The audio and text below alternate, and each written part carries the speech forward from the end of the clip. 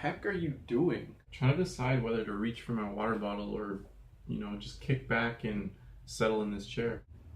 Is this a metaphor you're trying to set up? No. Okay, yeah. Which one are you? A reacher or a settler? Neither. What? Everyone's one or the other. You gotta pick one. No, I don't. I'm neither. I never settle. I'm always becoming more and more great. So you're... But I also don't reach.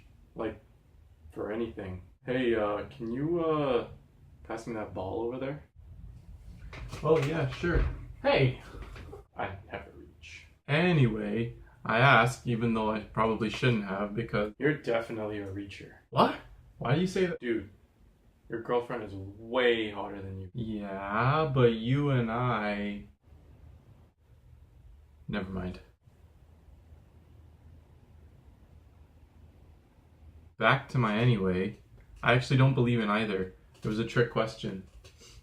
I believe in growers and... Showers? No!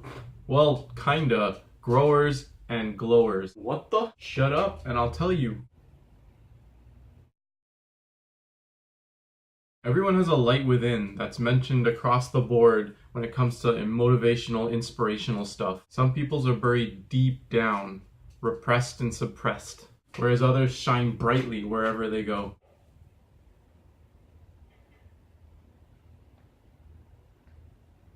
But in either case, it's still there. Reminds me of a cool Eleanor Brown quote that says, "Just shine. You have no control over where your light goes. Let the universe decide." That's pretty cool. Going with that concept of inner light, I believe that people are ones that either glow or grow. Those who glow are the settlers. These are the people who are like the center of attention. They're the ones that shine brightly all the time. They're the ones who would light up the room or brighten your day. They just have this shine about them that you can't quite place, but you like about them. The only way they really settle, though, is for self-love and acceptance. They've settled on they're great, basically.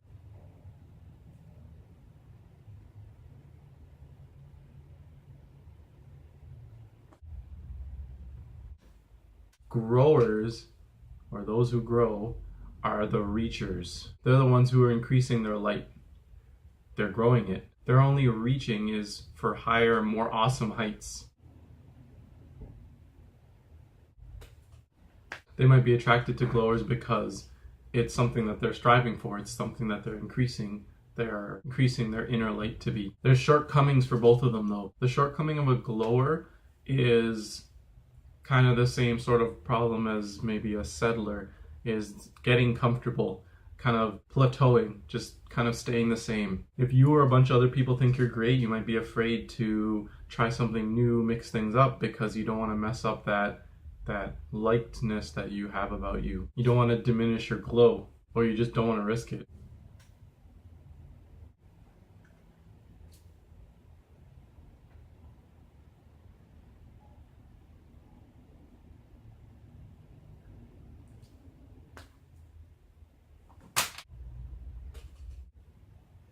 Growers, on the other hand, have that shortcoming of, I'm not good enough. If they're so focused on the growth that they don't realize and celebrate the successes that they have, then it's just this constant cycle of, I need to be better, I need to be better, I need to be better. Whereas the glowers are doing the opposite, where they're just celebrating and they're not trying to get better.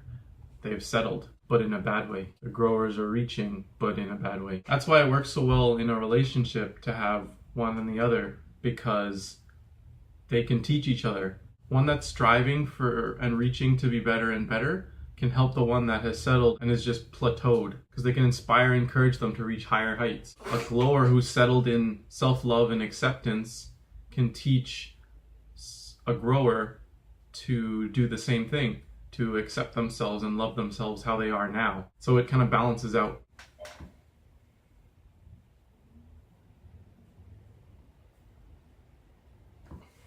These are more broken down elemental, like this, aspects of people. It's not just there's this type of person and there's that type of person. There's a glower and there's a grower.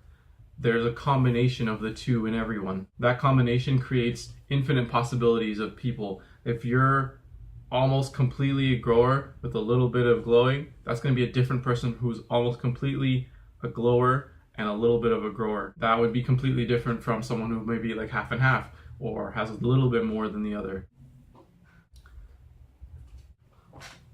There's countless combinations, and so it makes infinite types of people, but you can break them down into the core of how they are. There'll be a stronger presence of one over the other in someone. So what you're saying is everyone is one, the other, or one of the infinite combos? Yeah, why? Because that just means I'm even greater than I thought, being neither and all. Wow, will I never cease to amaze everyone? Can't stop what never started.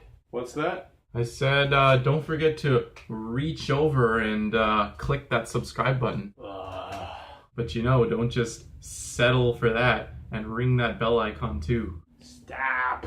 And as always, Pac-Man finish.